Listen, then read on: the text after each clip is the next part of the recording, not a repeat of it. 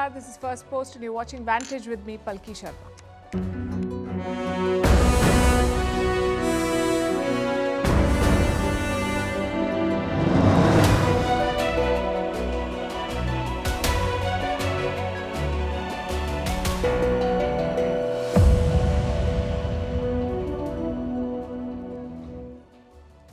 We begin with the Maldives again. The diplomatic storm continues. Indian social media is still full of angry posts and hashtags. The Maldivian president is in China looking to boost ties with them.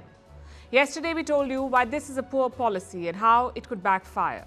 Tonight we look at the geopolitics of it. Why is China cultivating the Maldives? Meanwhile, there's tension brewing in the other end of Asia too. Again, courtesy China, there was a nationwide alert in Taiwan today.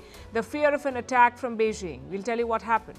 In the Red Sea, the Houthi attacks are not ending. India has deployed 10 warships, planes, drones and marine commandos as it faces export losses of $30 billion. In France, they've got a new prime minister, the country's youngest and first openly gay PM. In Bhutan, they've just had an election and the biggest issue is jobs, 29% unemployment in a country that puts happiness above development. Ecuador has declared an emergency after the jailbreak of a famous drug lord. Germany is grappling with a farmers' protest. Norway wants to be the first country to start deep-sea mining. We'll tell you why it's controversial and why are libraries dying. All this and more coming up. The headlines first.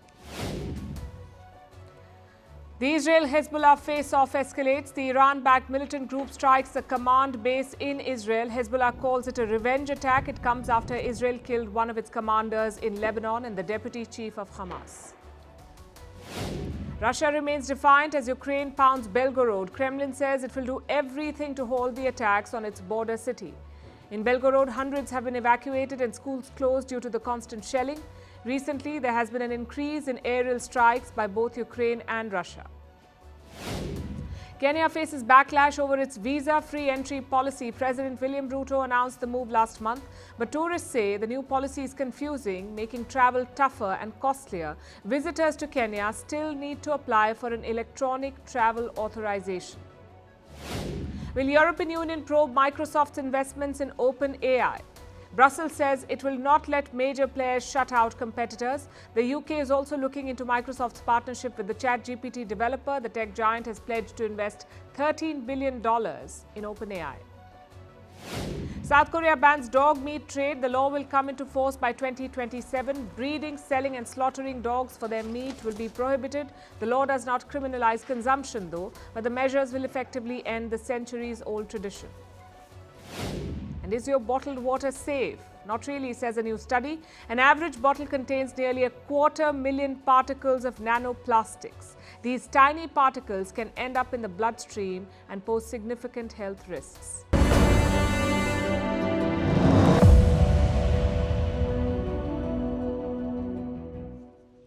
You've heard about India out.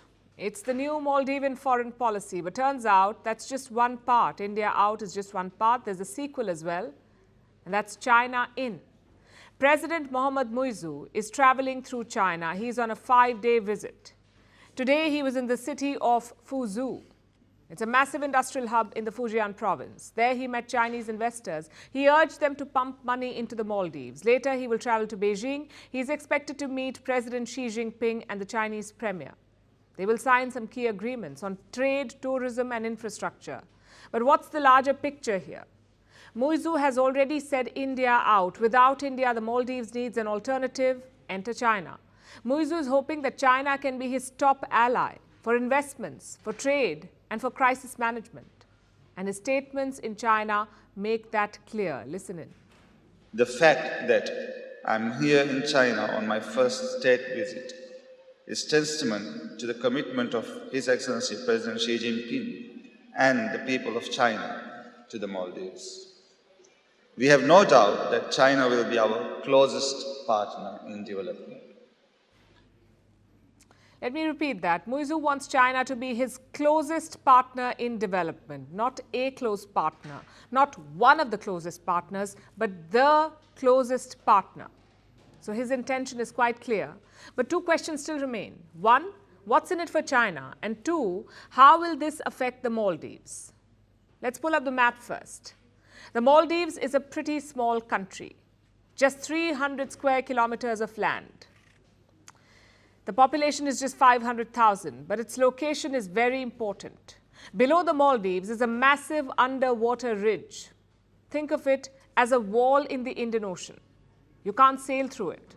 The only path is located to the north and south of the Maldives, just 2 passageways. And through here, a lot of goods pass. Look at this ship tracking map.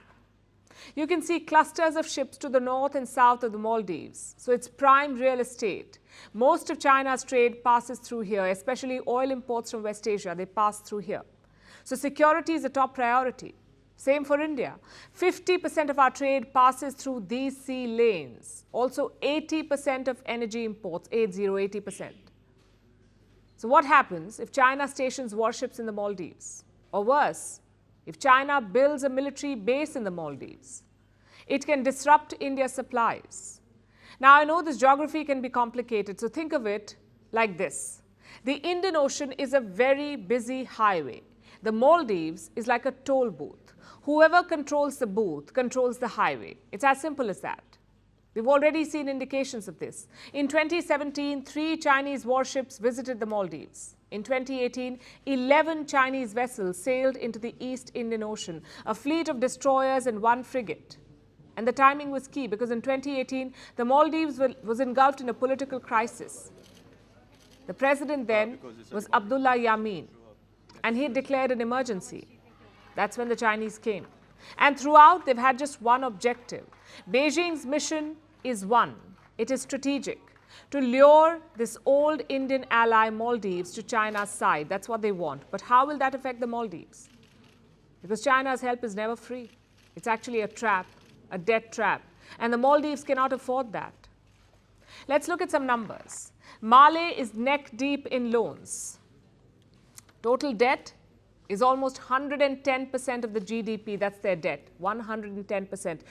To put that in context, Sri Lanka's debt was 115% of its GDP at the end of 2022. So things are bad. The Maldives spends around $300 million to service its debt annually. That's interest plus repayment, $300 million every year. By 2026, it will reach $1 billion. Can Mali afford that? Well, not for long. Their foreign exchange reserves are falling. They dropped 16% in 2023, and a big reason for that is China. Beijing is the biggest lender to the Maldives. Again, I have numbers. Mali owes $1.3 billion to China. Saudi Arabia is second at $124 million. India is third at $123 million. I'll repeat that for you. 1.3 billion versus 123 million. That's the Chinese business model.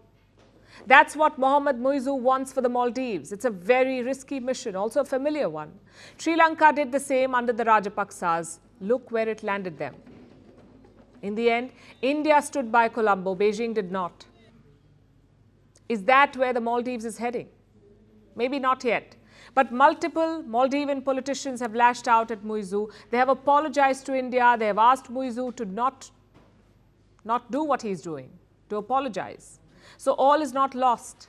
But it's important to keep the larger picture in mind, and the larger picture is not the social media outrage, it's not the 3 suspended ministers, it's not Lakshadweep versus Maldives either. It is the strategic battle between India and China.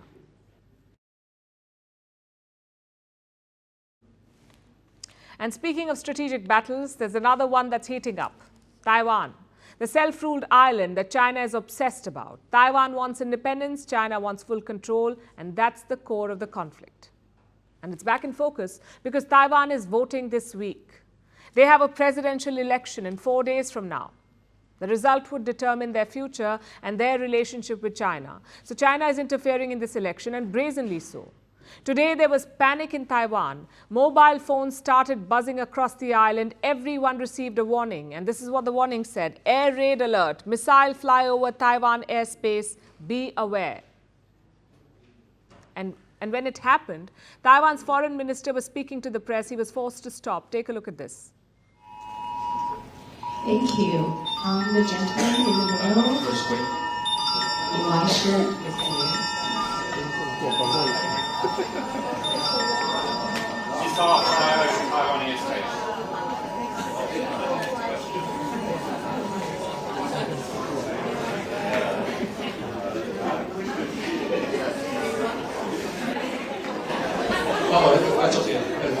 PRC has fired a satellite in this region. It wasn't a missile, thankfully. China had launched a military satellite earlier today, and that satellite set off the warning systems in Taiwan. For the first time ever, Taiwan's government issued a nationwide alert today. The satellite was launched from Sichuan in China. It flew over the island of Taiwan, and Taipei has good reasons to be concerned. They did not know about the launch. As far as they were concerned, it could have been an attack. Carried by a rocket flew over Taiwan and debris might fall, and therefore there was a national alert being issued. That's Joseph Wu, the foreign minister. He believes today's events fit a pattern.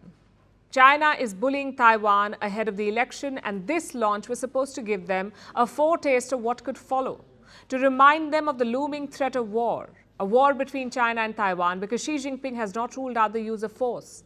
He's been carrying out what is called psy-ops, pulling off stunts that are meant to scare. Last week, they used balloons. Taiwan spotted many of them, and it believes that China sent the balloons to harass them. It is a grey zone harassment tactic, and we have reported the incidents to the Aviation Authority. This is China's attempt to use cognitive warfare to affect the morale of our people. So China's goals are quite clear. It wants to influence the presidential election to install a pro-Beijing leader as Taiwan's president. And to do this, China is deploying all kinds of tactics. It is resorting to economic coercion. Last month, Taiwanese exporters were punished. China ended tariff concessions on chemical imports. Basically, they're targeting Taiwan's business elite. They depend on the Chinese mainland for orders, and now they face curbs and restrictions. It's a classic pressure tactic to pull votes. Then there are claims of espionage. Taiwan has been cracking down on Chinese spies. In 2023, at least 16 people faced these charges. They were accused of living in Taiwan and spying for China. Beijing also runs a massive misinformation campaign designed to influence voters. China is said to be planting fake stories and pushing conspiracy theories, and one of them was about the US. It said Taiwan and the US are building biolabs to target Chinese people. Fake news. Negative news from Taiwan has been amplified, like news about egg shortages or political scandals or Taiwan's readiness for war. China has been pushing them on the internet. The idea is to polarize voters, to make them think that there is a crisis, to hype up perceived threats, and to make the pro-democracy leaders look bad, because it's said to be happening under their watch. Taipei has warned its people about this election misinformation. They've been asked to watch out for claims like surveillance inside polling booths and hidden ballot boxes. They're on their guard. Voting takes place on the 13th of January, this Saturday. Taiwan fears that China will try to disrupt it. It is weaponizing trade, deploying spies and spreading fake news, all of it to stop this man, Lai Ching-te, the vice president of Taiwan and the current frontrunner. China has intervened in every major Taiwanese election, but this time it is the most severe. In addition to military threats and intimidation, economic measures, cognitive warfare, and false information, and the use of threats and inducements, it can be said that they are leaving no stone unturned. Of course, China denies all of this, but the world can see the balloons and the rockets, and so can the people of Taiwan. As they vote for their next president, they're also sending a message to Beijing.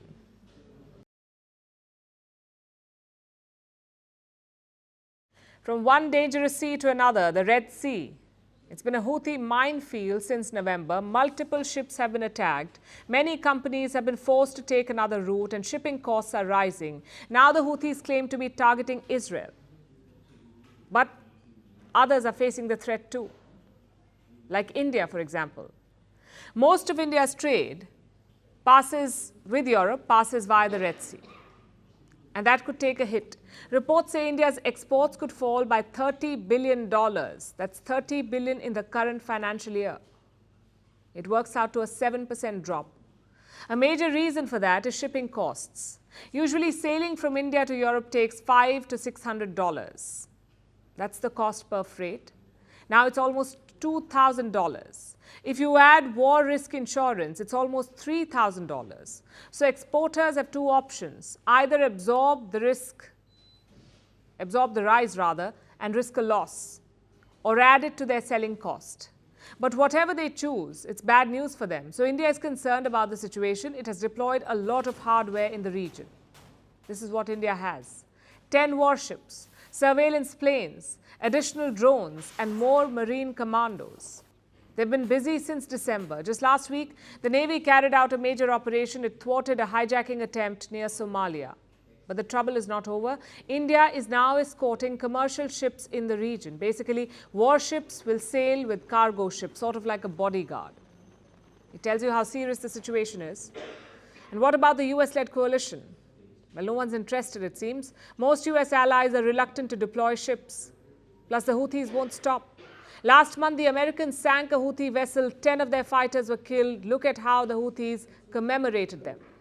النبي صلى الله عليه وآله وسلم حين عول عليكم أيها الشعب اليمني.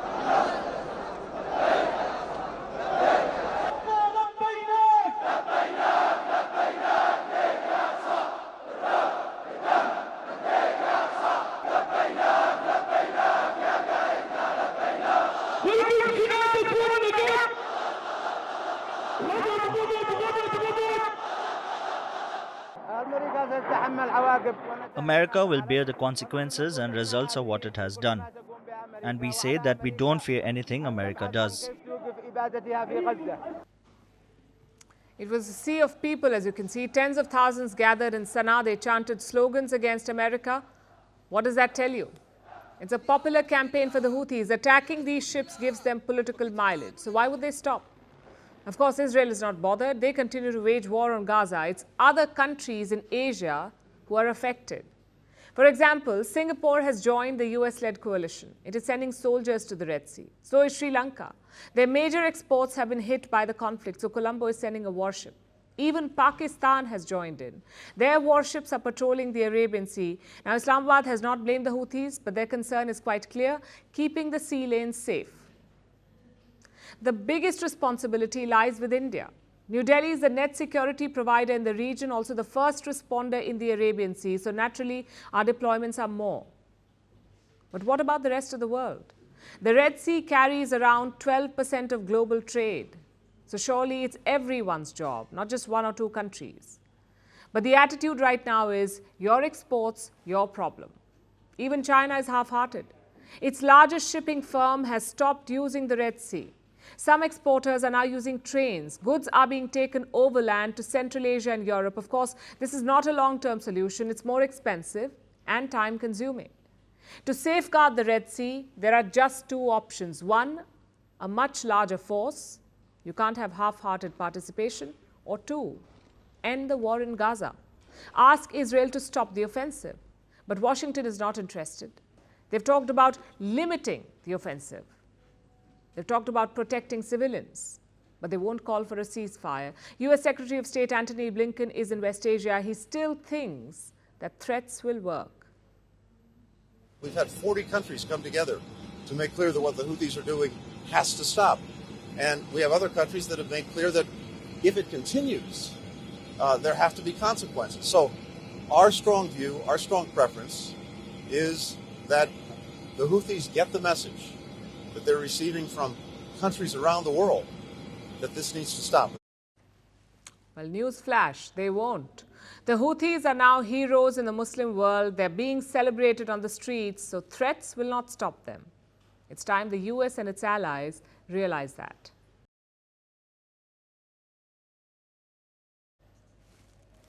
Our next story is from France, where President Macron has reshuffled his cabinet. He has picked a new prime minister. His name is Gabriel Attal. He's the youngest ever prime minister, also the country's first PM who's openly gay. Before today's announcement, he was serving as the education minister of France. But why was this shake-up necessary? Because President Macron is facing a crisis of relevance. His popularity has dipped. His government has suffered a series of setbacks. They've seriously damaged Macron's credibility. So this appointment is an attempt at political reinvention. President Macron wants to be relevant again. Can his new Prime Minister help him? Our next report explores. Gabriel Attal reminds a lot of French lawmakers of Emmanuel Macron. He's young, someone who didn't have the perfect CV, but climbed through the political ladder in record time. Attal's presence will infuse a new energy in Macron's cabinet. He's the youngest Prime Minister of France, also the first openly gay leader of government, and a popular face within the Macron government. The credentials are certainly eye-catching, but they don't guarantee success in this job. Attal will step into a challenging political landscape. He faces a fractured lower house. His leadership will be tested by a rising far right.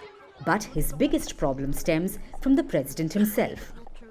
Macron is no longer the most popular leader in France. Marine Le Pen, the face of the French far right, has gotten ahead. And she's not just winning the popularity contest. Le Pen is gaining influence in the French parliament too. Last month, she checkmated Macron. The French government had introduced a bill. It would have reset the immigration rules and speed up hearings on asylum cases. The government also wanted greater powers to expel immigrants. The bill would have enabled that, but it was defeated in Parliament thanks to Le Pen's efforts. She engineered a coalition of opposition parties. The lawmakers didn't even debate the bill. The proposed law was rejected. The bill was passed a few days later, but Macron had to accept a compromise and adopt harsher immigration policies. The new version of the bill introduced migration quotas and delayed access to welfare benefits for migrants. It was a bill that Macron didn't want, but he was forced to accept it. This text which is coming out is the fruit of this compromise. Is this the government's text? No. The one you wanted? No, obviously not. There are things in the law that I'm not going to tell you I'm thrilled about, that I find great. Macron's biggest weakness was laid bare by that exchange. He doesn't command a majority in parliament, and he's steadily losing supporters. Since being re-elected in 2022, Macron has struggled to govern and stumbled from one crisis to the next. His ambitious pension reform was met with a strong backlash. On the world stage, Macron has tried to lead Europe, but he ended up inviting more criticism for his suggestions. The French president also suffered humiliation in Africa. Last year, his military was asked to leave Niger. Niger is a former French colony and served as a linchpin for French influence in the region. But Niger's new military junta ended that. They're getting closer to Russia now. Macron's agenda has been derailed. Gabriel Attal has been tasked with putting the government back on track. But as he takes on a bigger role in government, he will be confronted with Macron's limitations.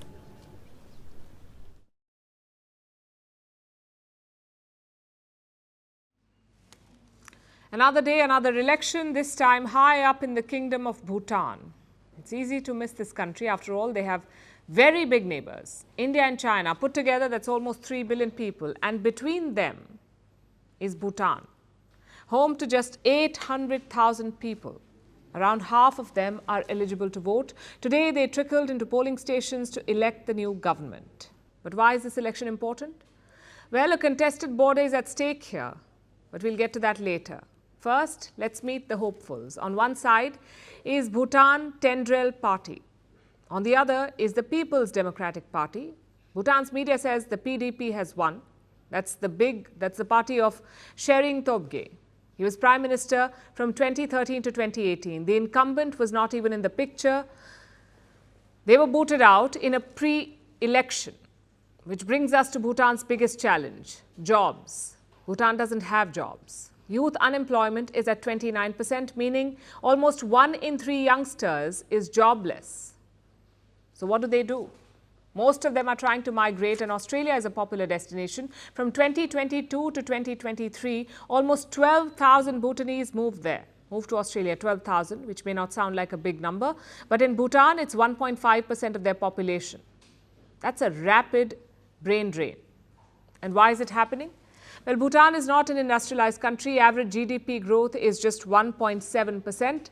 Most of the money comes from two places, tourism and hydroelectricity. But both are limited. Tourism is just 1/3 of pre-pandemic levels and hydropower is underexploited. It's at 10% of Bhutan's total capacity. So young voters want a major change. Regarding the country's economy, during the past few years, I think there has been a major setback in our revenue as the pandemic has affected the lives of the people. I hope they involve youths in the Gulf City project, and I also hope they take action on this mass migration into other countries. It's like a reality check for Bhutan. In 2008, the country introduced an interesting concept. You may have heard of it. Gross National Happiness, or GNP. Bhutan does not measure its GDP growth. Instead, it looks at happiness. Now, I know the obvious question. How do you even measure someone's happiness? Well, Bhutan has a method. They measure performance across 9 domains. For example, health is a domain. So is education, living standards, environment, and emotional well-being.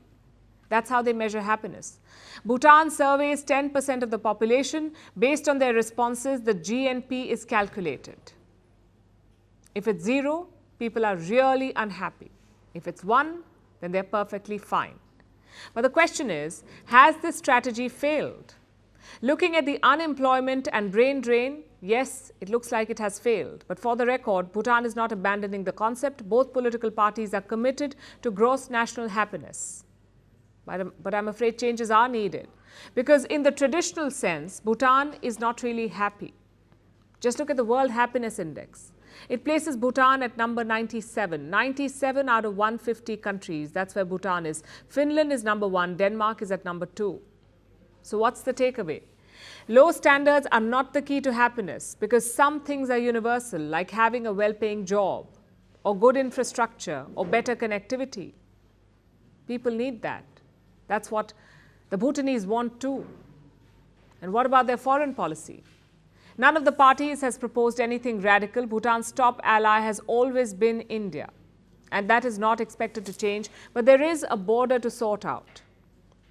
You see, China and Bhutan have not settled their border, just like India and China. But last year, some progress was made. Some unexpected progress was made. Bhutan's foreign minister visited China in October. He agreed to settle the border soon. But India will be worried about this, especially about the Doklam Tri-Junction. It's an area that borders China and Bhutan, this Tri-Junction. If China gets access to it, they will be closer to Indian territory. They can rush in troops and machinery. They can cut off India's access to the northeast, which is why New Delhi is worried. Now, after October, things have been quiet. We've not really heard anything from Bhutan or China. I guess the new government will decide and take this forward. So rest assured, both New Delhi and Beijing will be watching. And frankly, it's a sight to behold. The Bhutanese take great pains to cast their vote. They trek through mountains. Some cross rivers. That's how invested they are. Even the campaigns are special. You won't see random posters or campaign placards. There's a public notice board in towns, and that's the only place you can stick posters. Plus, it's all very quick. Voting was today. The media has already announced the winner, and the official confirmation will come tomorrow. In many ways, that really sums up life in Bhutan. It's simple and sorted.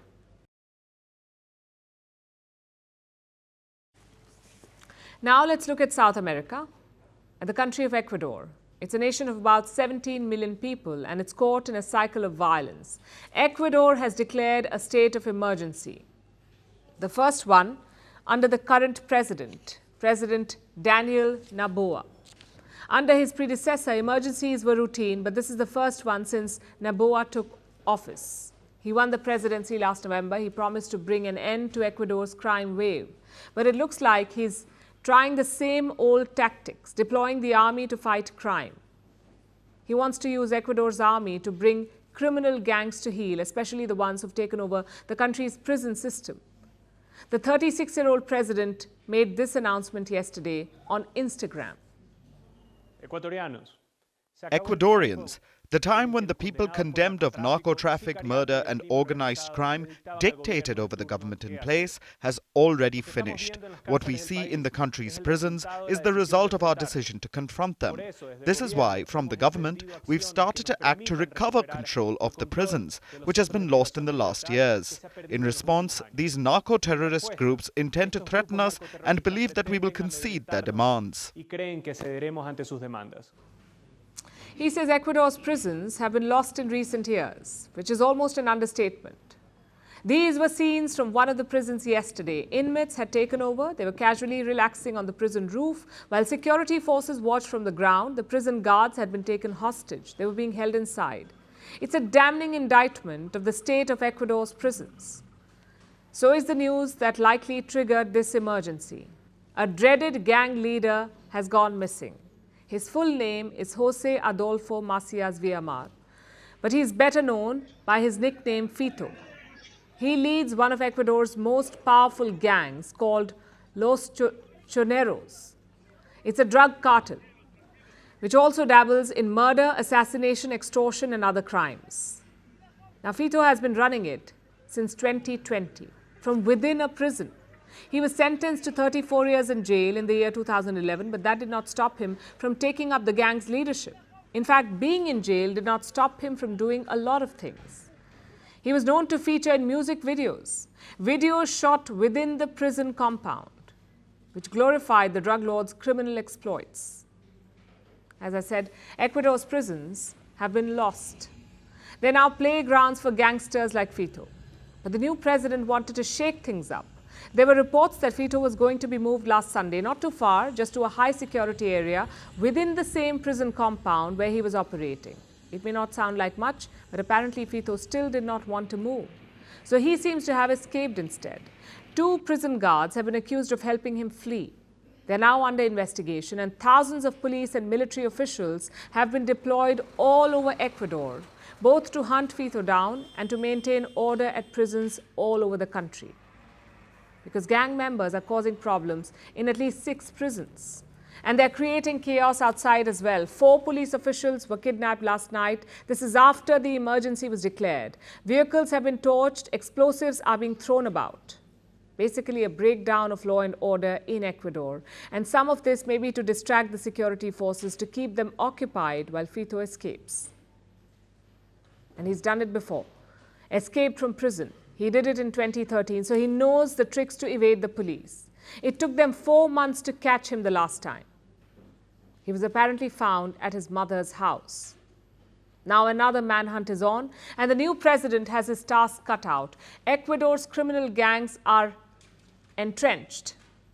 A 60-day state of emergency is not going to uproot them. The president needs a new strategy, or Ecuador's gangs will continue to run riot. Moving to Germany, if you read the headlines there today, you might think that you're in the wrong century. The tabloids are saying that the emperor is dead and farmers are angry and have taken to the streets. Upon closer inspection, you'll realize you haven't really gone back in time. The fallen emperor is a football legend, Franz Beckenbauer. He passed away on Sunday at the age of 78. And the farmers are protesting for very modern reasons. They're fighting to protect their access to government subsidies, diesel subsidies. They've taken to the streets in their tractors, and they're blocking roads in Berlin and other major cities in Germany. Our Indian audience will be familiar with some of these scenes. Here's our report. Long rows of tractors are lining up in major German cities. They're in the heart of the capital, Berlin, near the iconic Brandenburg Gate. They have surrounded other major cities as well. Munich, Bonn, Cologne. The tractors are everywhere. It's not just tractors, there are trucks and other farm vehicles as well. And inside them all are German farmers, honking their horns and fighting for their rights. They are protesting.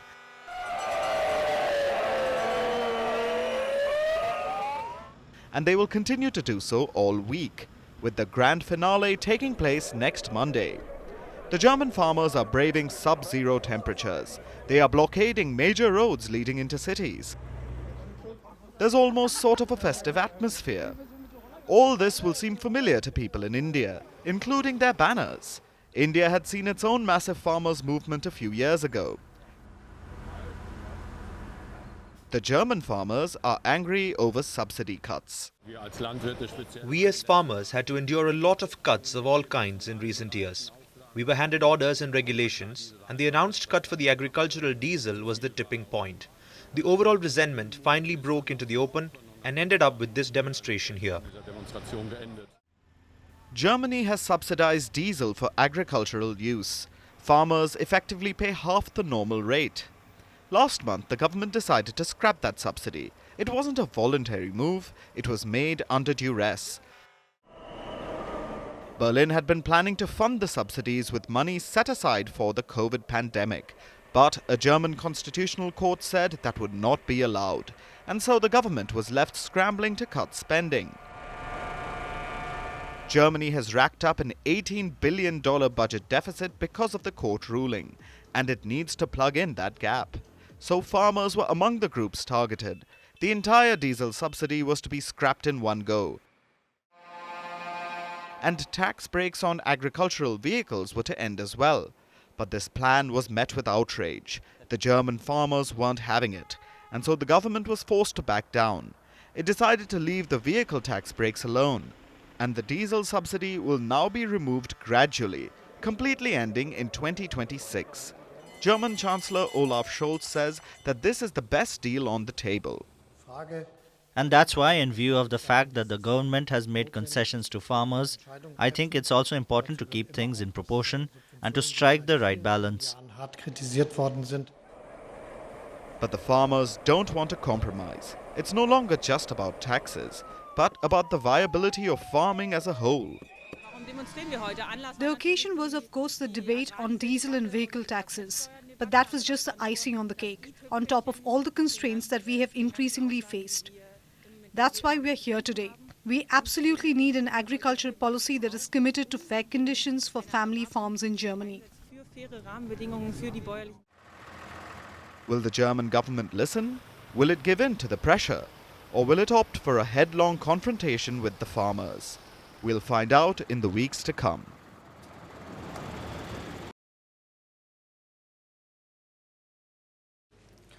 The United States has a new problem. And no, it's not another war, but a mysterious hospitalization of its Defense Secretary. Lloyd Austin was hospitalized on the 1st of January. He was in the ICU for 4 days, but no one knew, not even the President of the United States. The Pentagon chief has now come clean, but the Congress is asking why the delay, especially at a time when the US is fending off Houthi attacks in the Red Sea. Why did Austin keep his hospitalization a secret? And why is health such a hush-hush affair for world leaders? Our next report tells you. On December 22nd, the US Defense Secretary Lloyd Austin was hospitalized. It was an elective medical procedure. Austin was back home the next day. But on January 1st, he had to be rushed to the hospital again. He was in severe pain. He spent 4 nights in the ICU. Till 6th January, he was still hospitalized. But no one knew. Not the President, not the State Department, not Pentagon leaders. And that's led to a huge uproar in the US. Austin was hospitalized on the 1st of January. It was only on the 4th that the news reached the National Security Advisor Jake Sullivan. That afternoon, he conveyed it to Joe Biden. On the 6th evening, the US President spoke to Austin. But why was no one informed earlier? A US President is the Commander-in-Chief of the US military. But linking him and that military is the Defense Secretary. Austin's duties require him to be ready at a moment's notice, especially to respond to any national security crisis. Not quite possible from a bed in the ICU. Austin's hospitalization also came at a crucial time.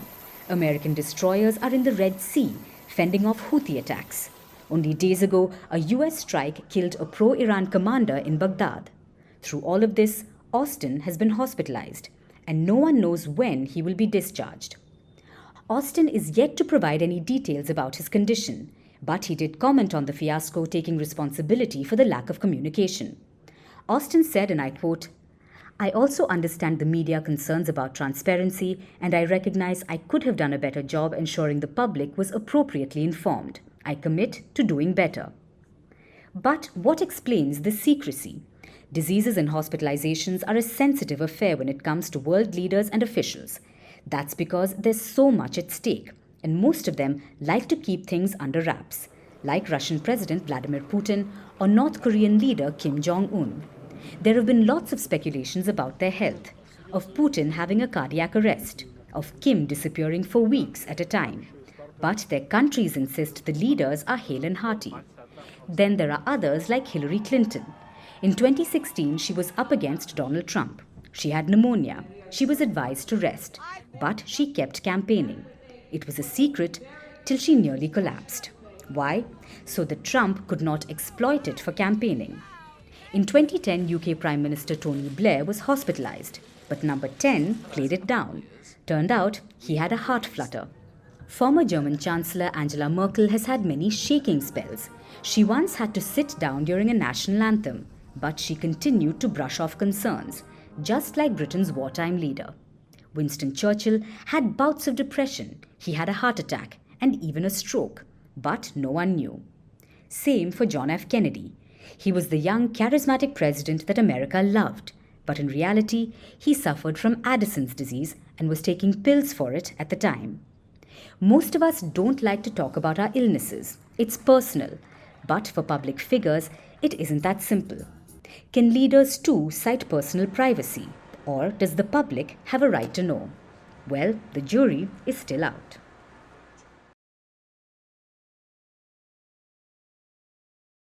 The human race has come so far. We've landed on the moon, reached the sun, explored black holes. We've unlocked secrets of outer space. But when it comes to our own Earth, there's little that we know, especially about our oceans.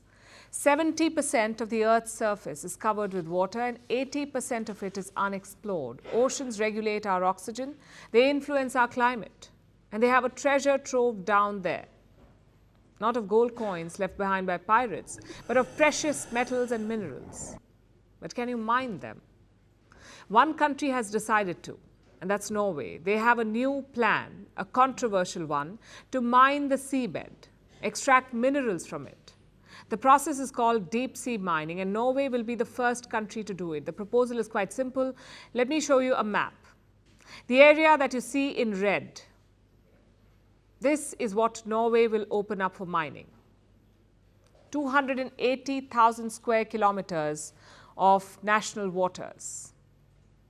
Companies will submit proposals, they will be evaluated, the parliament will examine them, and if approved, they can mine there. Sounds pretty straightforward, except that it isn't. It's controversial and divisive. And to understand why, let's look at what deep sea mining really is. The sea floor is covered with rocks, roughly the size of potatoes. These rocks are called polymetallic nodules. They take millions of years to form. They contain metals like manganese, copper, nickel, cobalt, and other minerals. They can be used to make mobile phones, electronic devices, wind turbines, solar panels, and batteries for electric vehicles. And all of these are in demand. And in the coming years, that demand will only rise because climate change is looming, the world wants clean energy, there's a push to transition, and these metals can power that transition. In fact, by 2040, demand for these metals is expected to double. So we need them. We know where we can find them, which begs the question, why haven't we extracted them yet? Because the process is not as easy as it sounds. The first challenge is technology. You need underwater dredging machines or robot-like vehicles. They'll have to be sent down to the ocean floor, some 5,000 meters below the surface.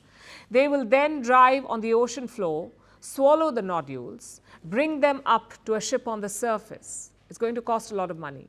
And governments alone may not be able to do it, which is why Norway wants to open it for private companies. The other challenge is environmental damage. Like I said, these nodules take millions of years to form. We know they exist, but we know virtually nothing about their ecological importance. Removing them could have repercussions.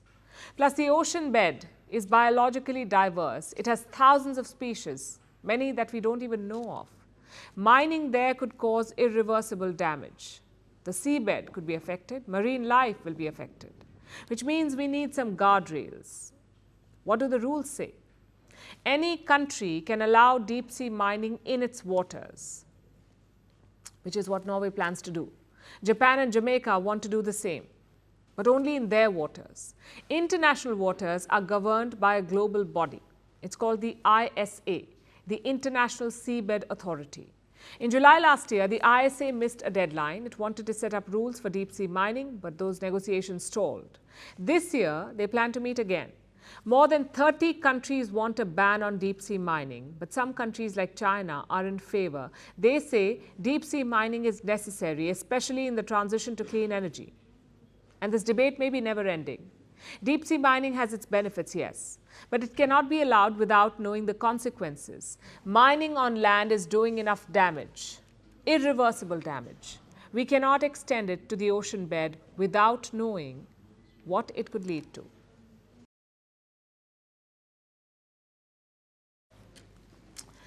Have you ever visited a library? Walked through its hallowed halls as the cavern of books openly welcomes you, becomes your sanctuary of solitude and transports you into the mind of another? When was the last time you did that? Saw the inside of a library, when was the last time? There's a good chance it's been a while because you are only part of the norm. Public libraries seem to have become obsolete. Prominent critics think so, and they point to the following numbers. There are about 3 million libraries in the world, which may sound like a lot, 3 million, but it's nothing compared to what it was a few years ago. Just look at the UK. Almost a fifth of its libraries have closed over the past decade, 1/5. In 2005, 335 million people visited libraries in the UK. By 2020, there was a decline of over 100 million. Same with the US. In the last 2 decades, library visits have slumped by 31%. Many have been closed. And these are countries where libraries are grand places. Elsewhere, the situation is even worse. Like in South Africa, it faces a reading crisis. 78% children cannot read in any language. Neither can 12% of the adults. In the last 5 years, 60 libraries have closed. And this is a global story, really. So why are libraries in trouble across the world? For several reasons. For starters, public libraries are underfunded. They don't have the money. American libraries face catastrophic budget cuts. In the last decade, the UK has seen a 30% decline in spending, but budget cuts or not, libraries are starved for resources, like here in India. It has one of the highest number of libraries in Asia. There is one library for every 30,000 people in India, which is good news, but the disparity is stark. The state of Madhya Pradesh has only 42 public libraries, while Rajasthan and Uttar Pradesh have many more. Tamil Nadu and Kerala and West Bengal have even more. But if you dig deeper, you'll find more trouble. Out of every 10 libraries, 6 are non-functional in West Bengal. So they aren't closed on paper, but they aren't really serving any real purpose either, which is saddening because libraries are still a big deal in India. They're a temple for students who need books to prepare for exams. And digitization has changed a lot of this. Public libraries are no longer sacred to knowledge. Their uniqueness is gone. Their walls have been blasted open. There are blogs, online libraries, newsletters, e-books, articles. So why go to a public physical library, sit in an uncomfortable chair and hunt for one piece of information? Why would people do that? Which is why libraries are dying, and nostalgia is not enough to save them. Perhaps they need a makeover. And Singapore is a case in point. 78% of Singaporean residents visit libraries. And I'll tell you why. Singapore's libraries of today look nothing like they did decades ago. Today they have calm pods for patrons to soothe, 3D robotics initiatives, meeting booths, aquariums for children, and storytelling workshops. These moves have attracted young patrons and cultivated a love for learning. So my point is quite simple. No other institution can do what libraries do. They provide open access to knowledge. They can build a better society. So they are worth saving. But like everything else in the world, they must evolve too, meet the world halfway. So they feel a sense of ease and comfort, the people who go there. Because the USP of libraries is gone, they no longer have monopoly on knowledge. The internet has robbed them of it. But it cannot replace their sense of place and joy. It is time libraries put that to use and help us help them. And now it's time for Vantage Shots, images that tell the story. In the US, protesters interrupted President Biden's speech with calls of a ceasefire. In China, the Harbin Ice and Snow Festival returns for the 40th year, and a massive floating waste dump in Bosnia threatens health and tourism. Finally, we're taking you back in history. On this day in 2007, Apple CEO Steve Jobs introduced the first iPhone. It was Apple's risky move into the mobile phone market. The first iPhone offered a fingertip touchscreen and easy access to the internet. At that time, it was revolutionary, changing the smartphone market forever. We're leaving you on that note. Thanks for watching. We'll see you tomorrow.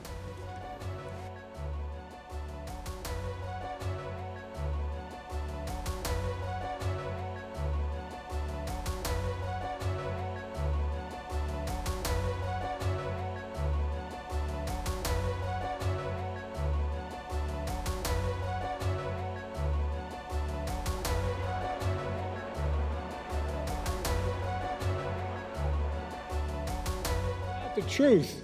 There's no light. Without light, there's no path from this darkness.